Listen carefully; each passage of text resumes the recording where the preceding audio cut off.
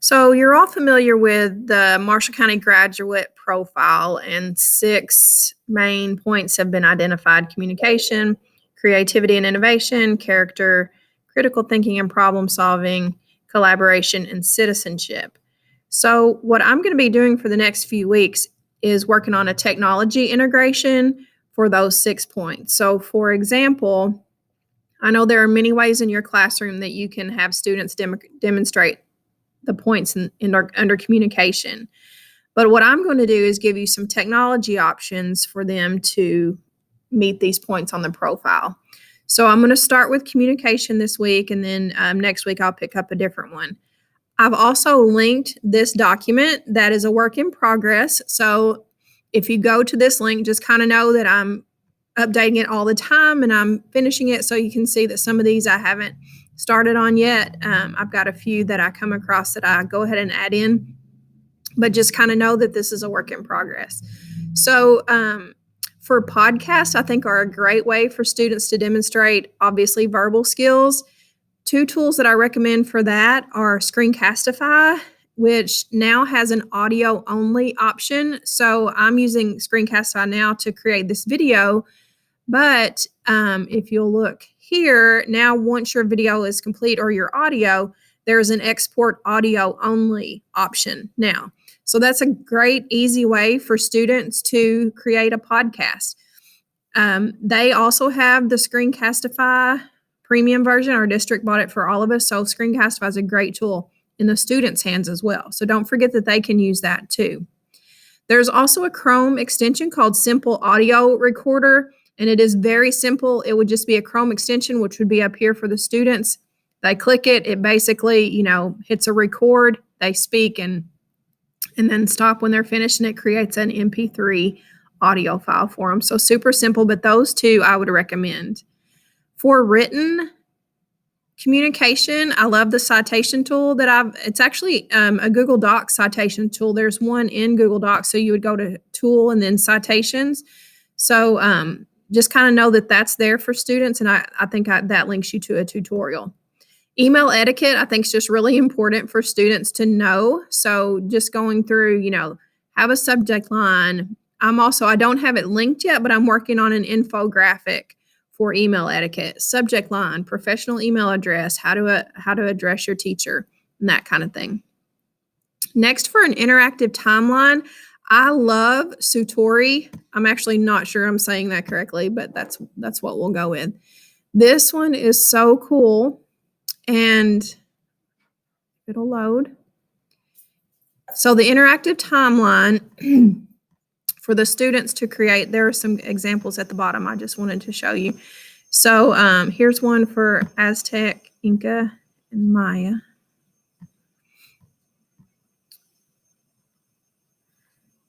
Okay, so the students would start out, there's a little bit of background, and then here's the timeline with the dots out to the side, and they can put all kinds of points. They can put pictures in there, different kinds of things down through there, and there are all kinds of templates and information for you to use.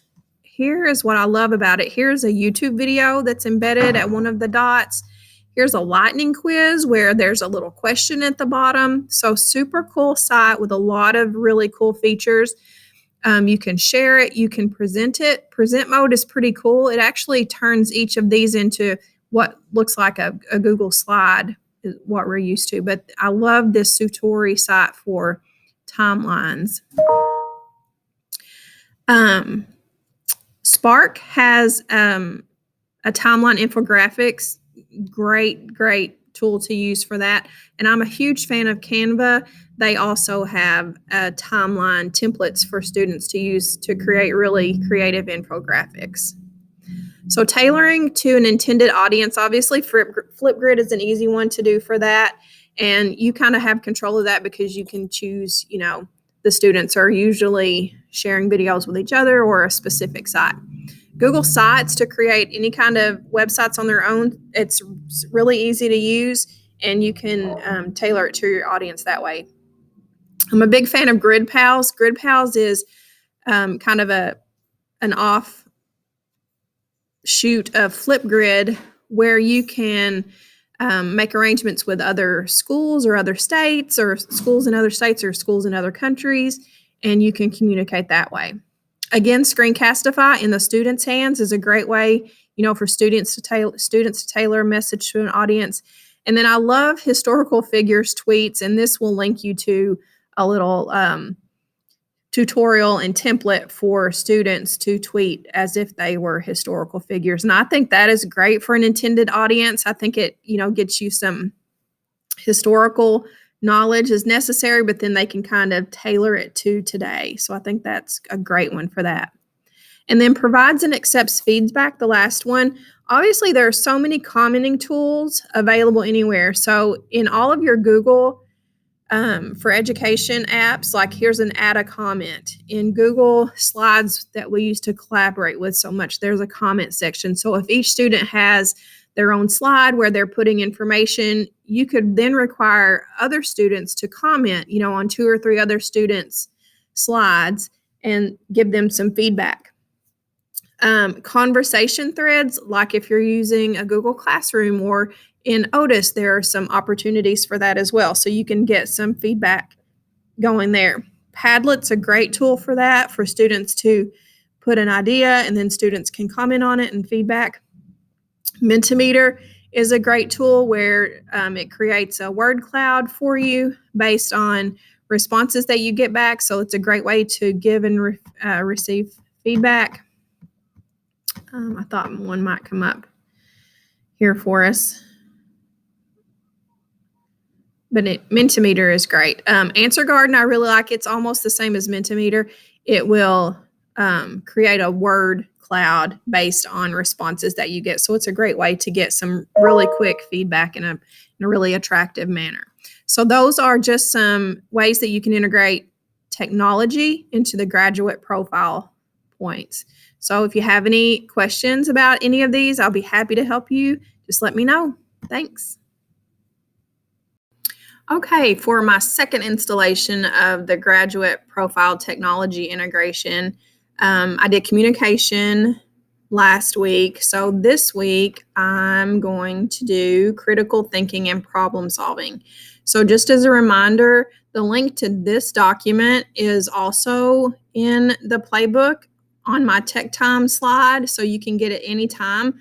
I'm going to continue to update it and add resources to it as I come across them, and you can tell it's a work in progress. So kind of bear with me there. But anyway, they'll all be here if you ever need the links or you forget what one was that I talked about or something like that. They're always going to be here for you. So critical thinking and problem solving. And by the way, all of the resources that I have linked here are all free, so you don't have to worry about that. Because that's how I roll.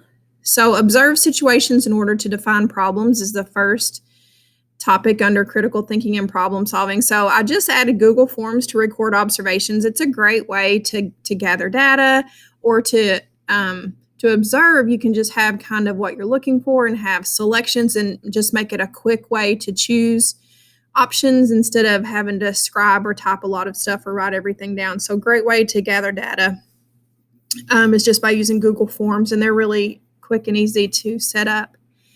These 3 sources that I have here, Community in Crisis, Vital Signs, and After the Storm, they're all published by the same website, and they're kind of little interactive simulations. So Community in Crisis, the student acts as the director of a community center, and they're kind of dealing with community issues and different things like that, and they have to make decisions along the way. And then Vital Signs, the student is in a medical office and kind of dealing with situations that might pop up there. And then After the Storm, they're a news director, so they're dealing with natural disasters and things happening in a community all of a sudden, and how to make those decisions. So those are kind of cool. And again, they're simulations, all web-based and all published by the same person. Ask questions, make predictions, gather data, and analyze information. So again, I've got Google Forms surveys on here. Great way. They're just so versatile. So they could probably fit on all of them, honestly. YouTube Pause and Predict. I didn't link anything here, but there's a whole kind of culture out there, YouTube Pause and Predict. So you just have to Google that and you get all kinds of resources.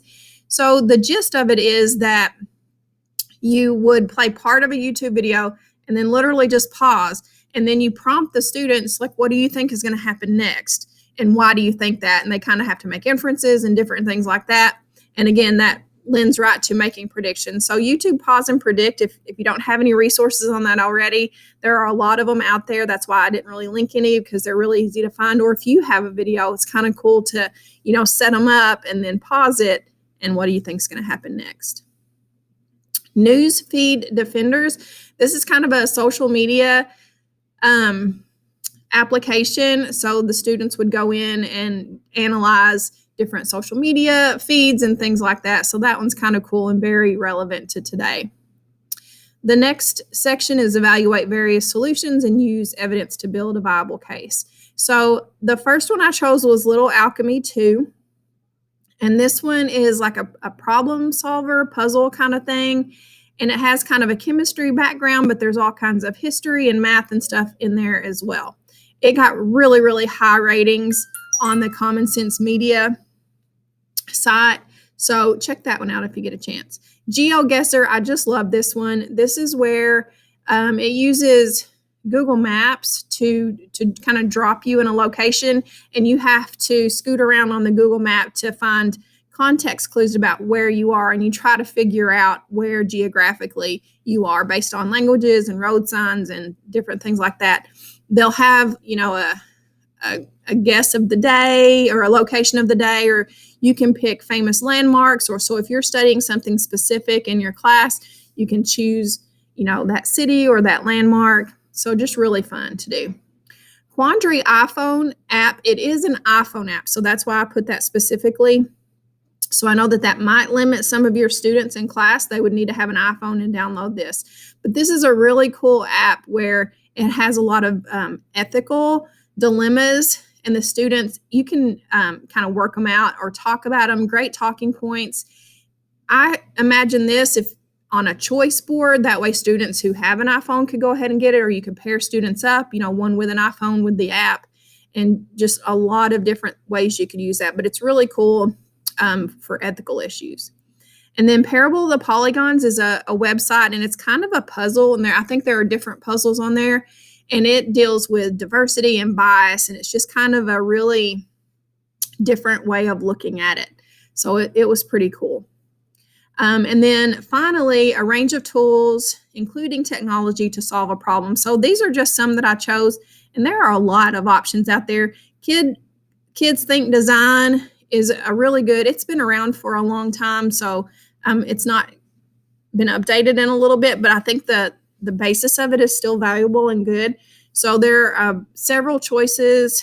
Kids can choose a different occupation, and then there are all kinds of design features along with it. And then they have these little design applications the students can use within it. So it just kind of good thinking skills and creating in there. ThingLink is really cool. It's like a 3D room that you can embed things in, so you can kind of spin around the room. I love it for digital breakouts. You can put different clues around the room, and the kids zoom around in 3D to look at it. So just a lot of applications. I know one teacher who is going to use it as like a student portfolio, and she's going to have them like in a room and hang kind of pictures on the wall, different kinds of things that they're going to share with their parents and with their school. So that was a really cool idea. Contraption Maker is really fun. It's got a lot of these goofy little elements and pieces and crazy little things that kids would have to put together and connect, kind of build a puzzle to solve some sort of a problem. It's really fun. It also got really high marks. So just maybe some engineering, some general problem solving, and just some fun in Contraption Maker. Beats Empire, really, really cool. This is where students do some music production. So I think there's a whole group of students that would love this. They not only, can do some music production, but they act as a band manager and have all these kind of problems to solve. So that one was really cool. And then Global Problem Solvers is like an animated little clips where kids have different kinds of issues with global awareness and things like that to deal with. So really cool. Again, all of these are free, and I see them in many different, subject matters. You could adapt them in a lot of different ways. I would love to see some of these in maybe a choice board, that way kids can choose. Like some might love the beats, but then some might love GeoGuessr. So you could have just some time where students can choose which one they want to go to. So a lot of applications. I hope these are helpful. If you have any questions on how to use any of these, just let me know and I'll be happy to help you and your students. Thanks so much. Hey there. So I'm continuing my little series on our graduate profile and some technology integration that you can do with that. So as you can see on this document, I keep adding to it and building it.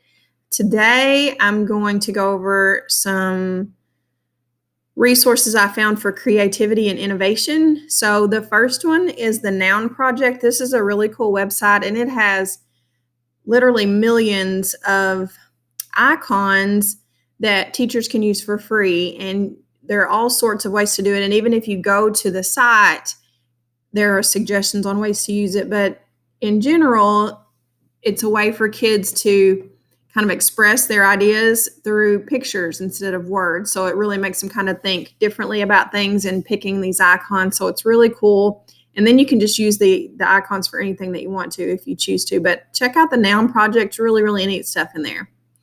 I know I've said this one before, but I love historical figure tweets.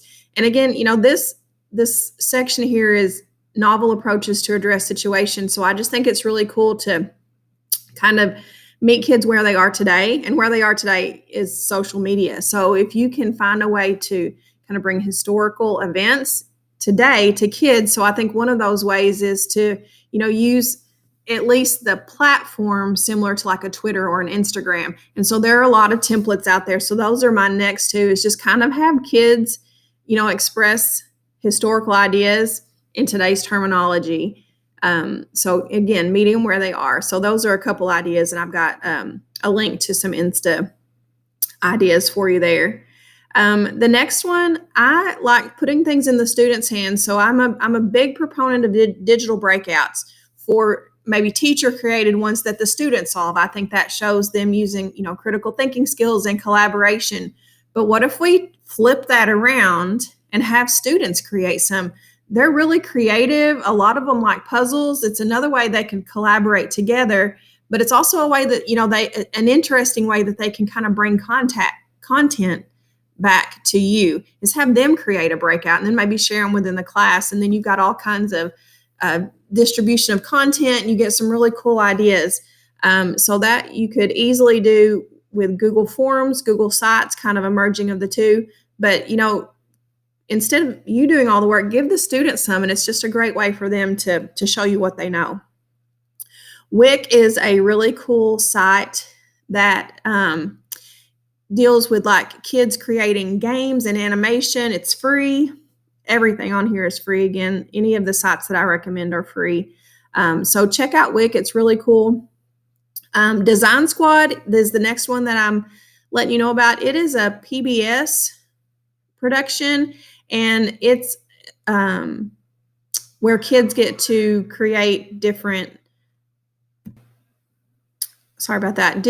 activities. There's a design section, a build section, a game section. So all kinds of different stuff. It has some science kind of weaved in through it. So it's really cool to check that out. Tinkercad is a free site that lets students kind of use like a little bit of coding, a little bit of creation, some AutoCAD. So just kind of a great way to kind of dip their toe into that world. But it's a great site, and again, it's free. Use resources creatively. There are lots of things out there. I know I've told you before, I'm a huge fan of Canva, and I think I've given you on here a way that a teacher can get Canva Pro for free and a way for students to get Canva Pro for free. So just that alone, tons of resources there for students to use all kinds of things. Minecraft EDU, I know that, Minecraft, kids love to play it already, but there are a lot of educational implications that you can use in Minecraft. if it's, well planned and structured in a way for students. So there's just a lot of opportunity there for kids to be creative and innovative. Adobe Spark is great for creation and innovation. They have videos and all kinds of art and different things like that. Super easy to use. So check that out if you haven't before. Originate alternatives to conventional thinking. I love, just if you want to go kind of to your basics, something that you already know, Google Slides. Students can do create your own adventures. And I know this tends to be maybe more elementary or middle school, but I really think that you could adapt this to high school, and I could really see some high school students doing some really cool things with this. And again, obviously never forget content first, right? So don't try to force these tools to make them work. But there are so many instances where if you just kind of think about it a little bit differently, you can take your content and then really make it kind of alive and explode with these kids through this. So consider having students do like a create your own adventure with Google Slides. Kids Think Design. This is a really cool site. It's been around for a long time. And kids kind of choose an occupation, and then when they click on it, there's all kinds of activities and stuff to do within that occupation. So it really gives them like a focus first and then kind of broad out from there. I love ThingLink. ThingLink is an interactive 360 creative space. You can choose like a background and of course see it 360. You can rotate all around it. You can embed different things in it. So really cool, a lot of great implications with that.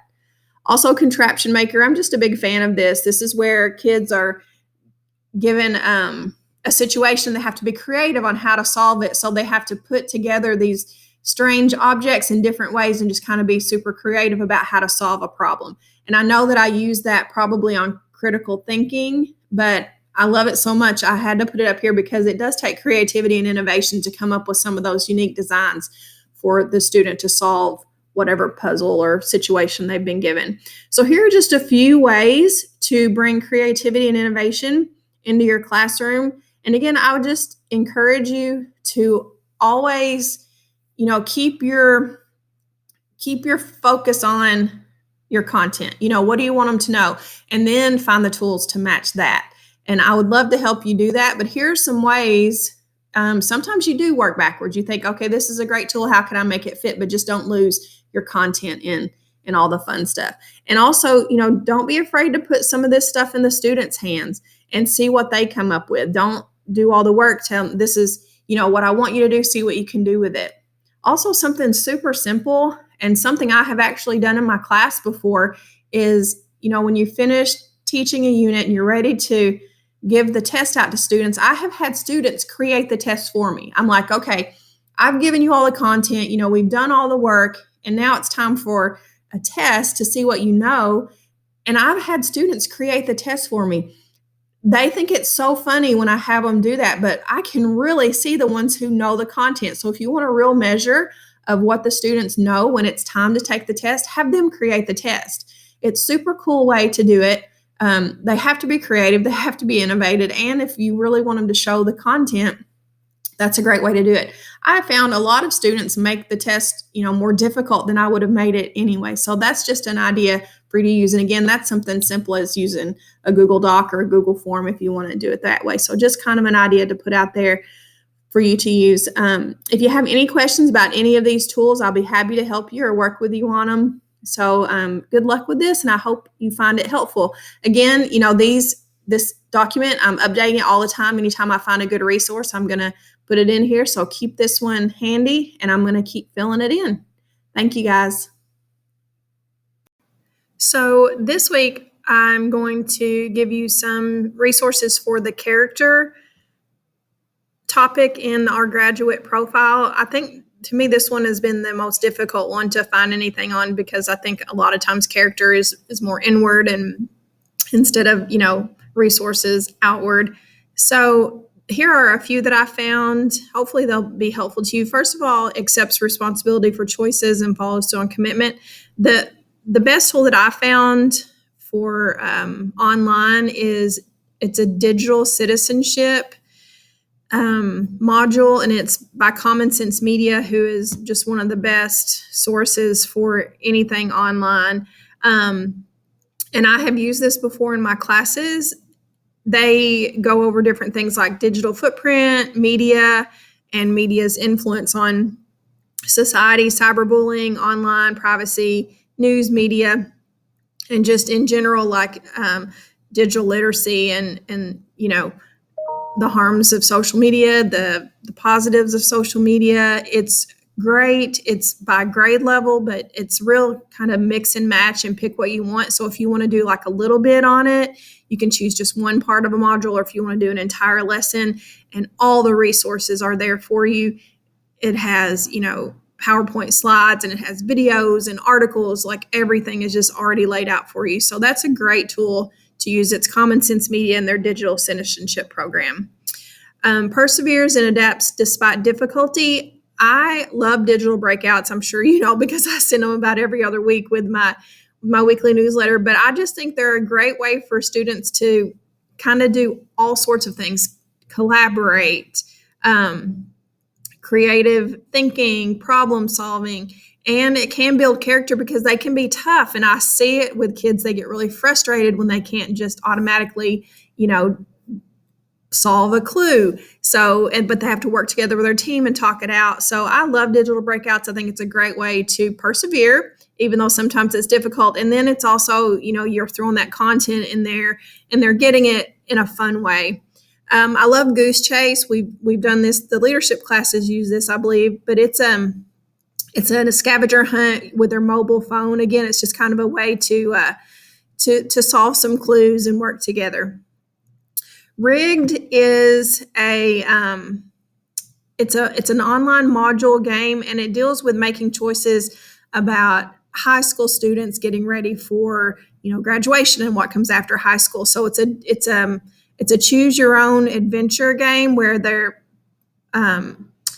given a situation and they have to choose one way or the other, and then that choice will either give them more difficulty or it'll be a good choice and set them on their way. So it's just kind of a neat way to see how different choices can kind of change your path.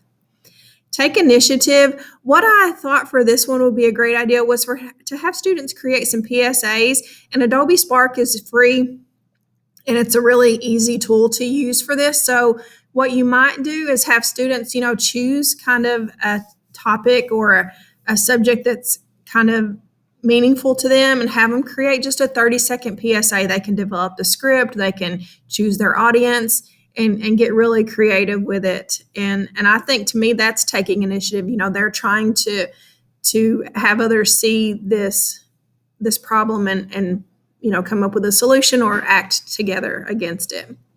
Models trustworthiness and dependability. What I came up with for this is Otis actually has built into it a recognition feature. And what you can do is you can set your own recognition. So they can be positive or they can be negative. I would encourage more positive than negative. But you can do like for dependability, have one, it's like a little badge system, always turns their work in on time, or, ask questions in class, or just some things, to give some students some recognition. So I think that if they're modeling it in class and they're rewarded for it, it would encourage them to keep doing it. So I encourage you to check out the Otis recognitions that are there. Expresses empathy to others. Character playbook, and I think I have used that on another one, but it is it's a compilation with the NFL and United Way, I believe, and it is kind of cartoon-like, but there's all different kind of challenges that students would go through in this module and to develop character and just kind of healthy choices and social emotional learning and things like that. So it's really good, and it's backed by, some really credible sources.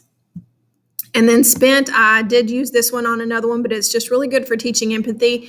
It is an online module about financial literacy, but in it, you're given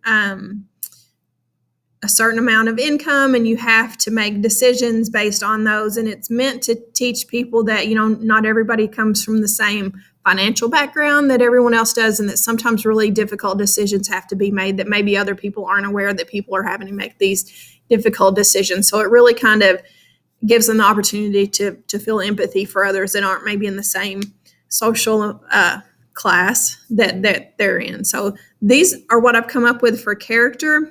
If you have any questions about any of these, I would love to help you with them or to walk you through them or maybe to look for some others if these don't quite do it for you. So if you need anything, please let me know. Thanks.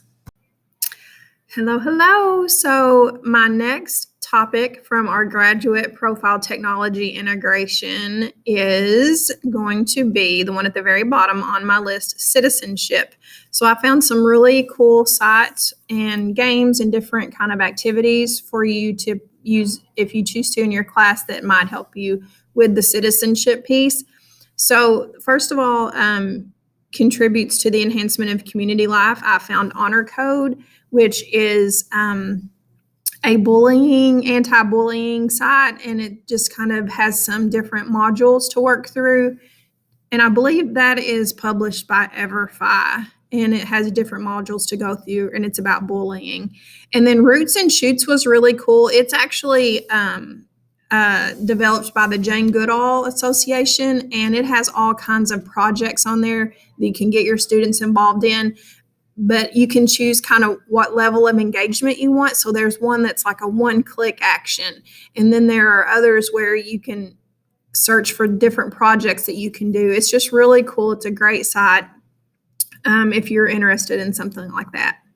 Respect the rights of others. I found Morningside Center. It's a really great website. It's just kind of about social and emotional issues that students might have and kind of how to be better citizens to other people. I like about it, it kind of builds its lessons around teachable moments is what they call them. And so they'll have like a featured teachable moment and then, kind of some resources to go with it. And there are a bunch of them on there. So just some really neat things for you, to choose from. PBS Learning Media, they have so much information on that site. And there's a whole area about respecting the rights of others. You can choose your content area. I think PBS is probably a resource that we don't use enough. And so it's a great, great site, trusted material. So check that one out. The next one is financial literacy. My favorites, I guess, are EverFi. I've used that in my class for years. It's 9, I think maybe even 10 modules now, just about all different kinds of things, savings and taxes and the stock market. If you do this in class, I don't recommend just, in a row, have kids do all 9 or 10 modules with no breaks in between because they're going to get tired of it. The way I found best to do for my classes was to kind of weave it in with other instruction and other resources.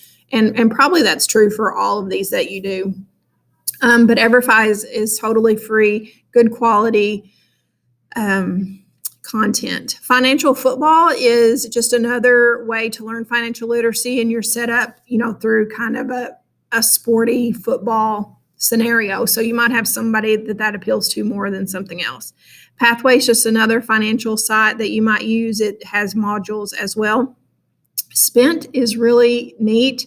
It also teaches empathy. You're put in these situations where you don't have a lot of money and you're faced with these choices. Like in one of them, you have a flat tire on the way to work, but you also have a medical expense that needs paying. So you have to make that choice. You don't have enough money for both, and you have to make that choice. And then, each one comes with a different consequence that you have to face. So that one is really neat.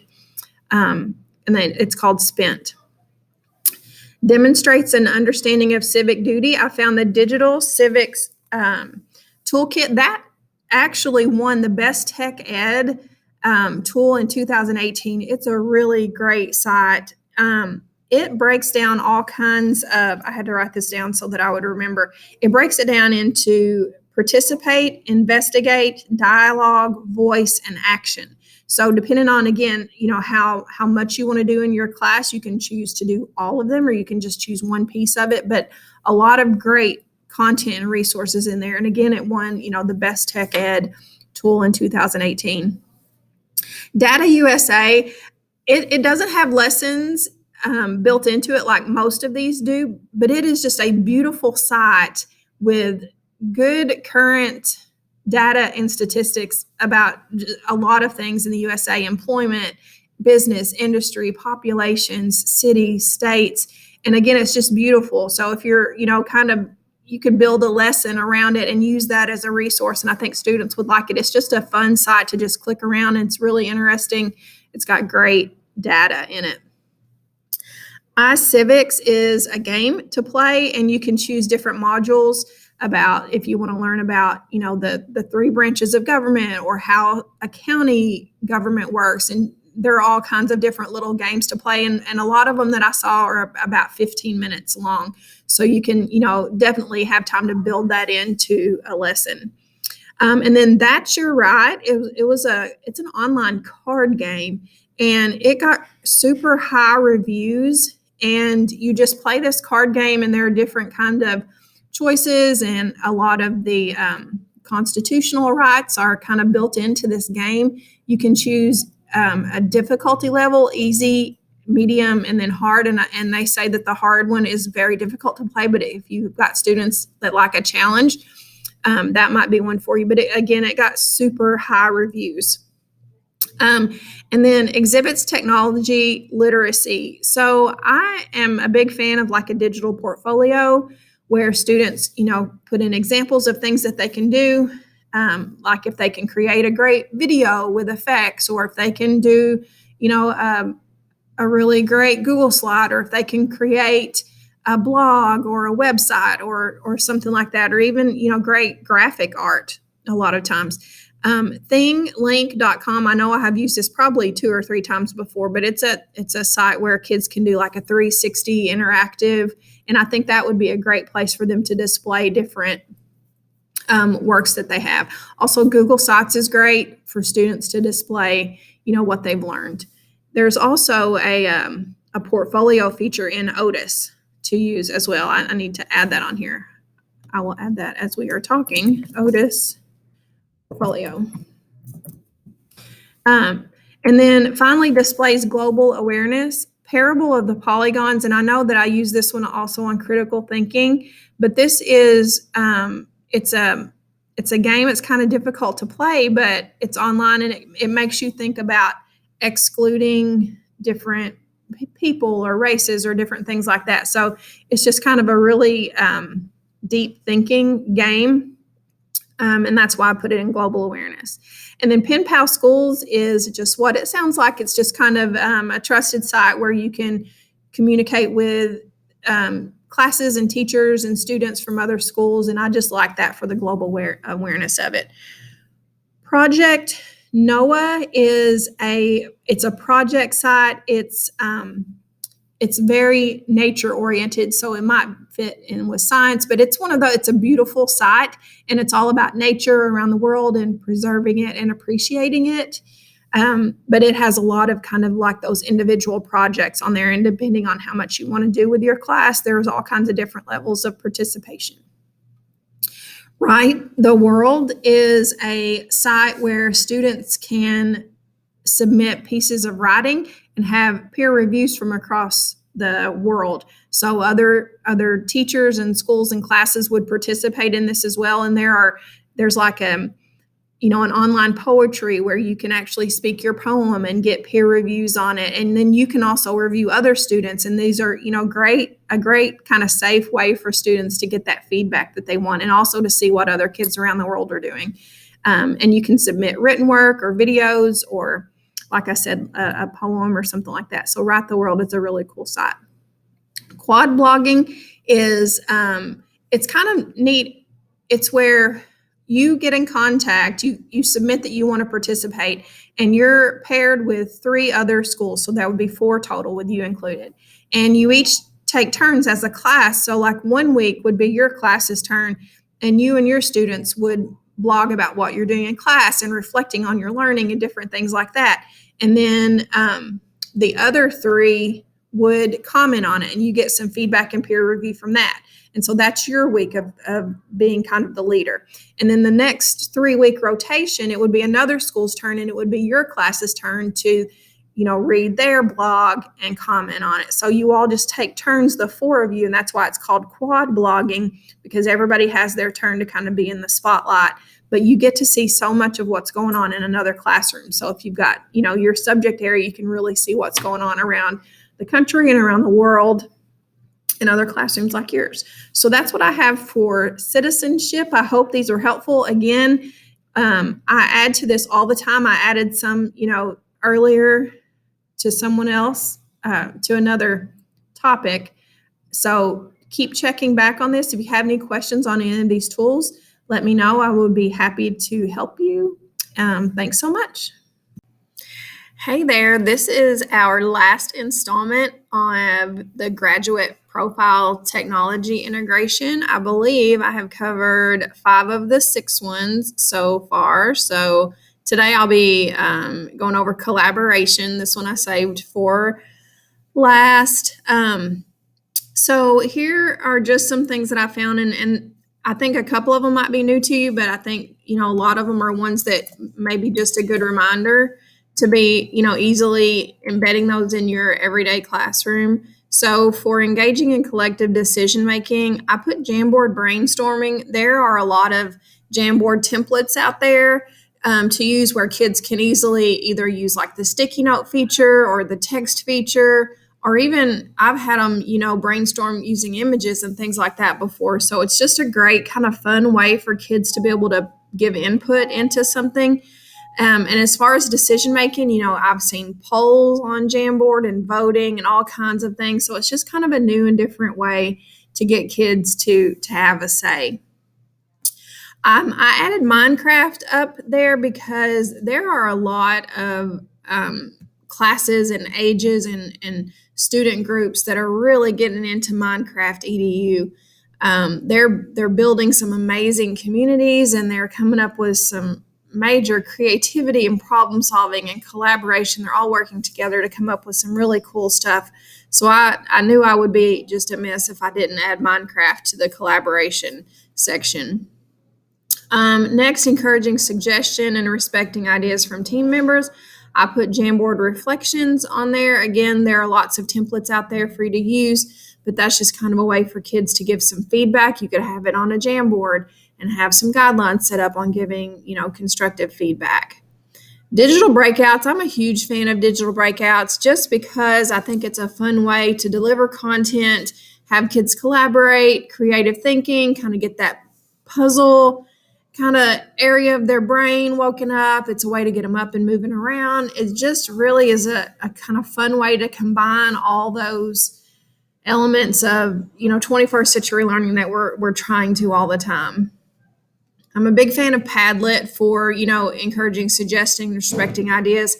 There are all kinds of backgrounds and layouts for Padlet. It's almost like a little sticky note that the kids can post, and they can add links and pictures and text, and then you can have other students comment on them. So you could really get some really impressive dialogue going with Padlet. Wakelet I like a lot. It is, it's called like a curation site. It's where you collect different artifacts and resources together so students can collaborate on a Wakelet and really come up with some impressive ideas that they're sharing and coming up with together. So Wakelet is a little bit new to the game, but really, really impressive. And they're sending me updates like weekly they're just improving all the time. So if you get a chance, check out Wakelet. Openly sharing information. I love Google Sites. You can add collaborators on Google Sites. It creates a website, super simple to use, but students can collaborate. You can publish, have like a wider audience. Pen Pal Schools is pretty cool.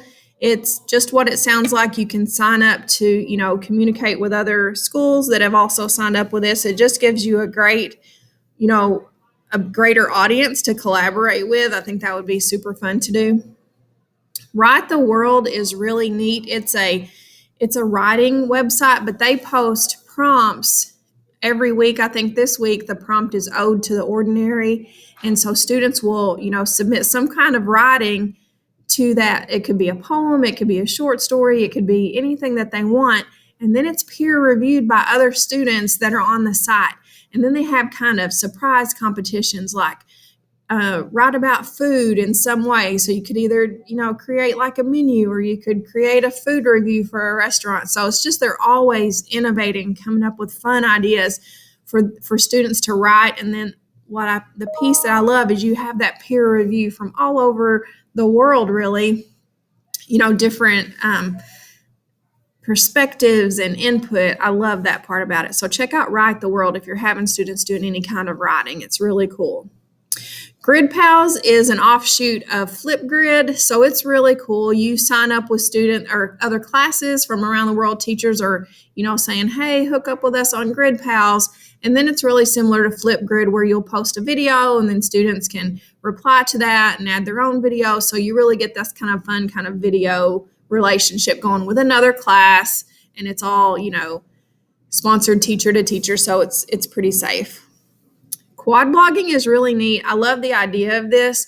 So the idea is that 4 different classes, you would sign up saying, hey, I'm looking for some quad blogging partners. You'd be partnered with 3 other classes that probably are the same age and teach the same thing. And then when the 4 of you are established as a quad blogging group, you each take turns. Your class would write the blog for the week about what you're doing in class, what you're learning, how you're learning it, something about your area and your students and your population in general, and kind of what's going on in your area. And so you do that for 1 week, and then the other 3 classes, they read your blog, the students do, and they get to comment and ask questions, and you get this dialogue going. And then the next week, it's School 2's time to write the blog. And so then this keeps going, and you take turns, and what you're doing is you're, communicating with someone else, you're collaborating with other peers and students, but also within your class to write the blog, your students are collaborating to write a pretty cool blog that they know an audience outside of their own peers is going to see it. So I think that's really cool, and I like the idea of quad blogging a lot. And it's around the country. Like one that I looked in particular, one class was in Australia, one was in Connecticut, one was in California, one was in like the Midwest somewhere. So it's really, you get such a cool perspective and see what other classes are doing. Shared responsibility, I put the 3, anything in the Google Suite. One of the best things about anything in Google is that it's, collaborative. So I just put slides and sheets and docs. So don't be afraid, to have kids collaborate on a Google slide. I think it can be so meaningful. And if you haven't ever done it before, I'll be the first to admit the first time you do it, it's a little chaotic, but it works. And then the more that you do it and the more that the kids get used to doing it, it gets better and better and better and more respectful, and everybody kind of understands their place in it. So, don't be discouraged on the first time. Keep trying, because there really is some magic that can happen there. And then obviously sheets and docs, kids can collaborate on those as well. So I hope these give you some ideas of some things that you can do.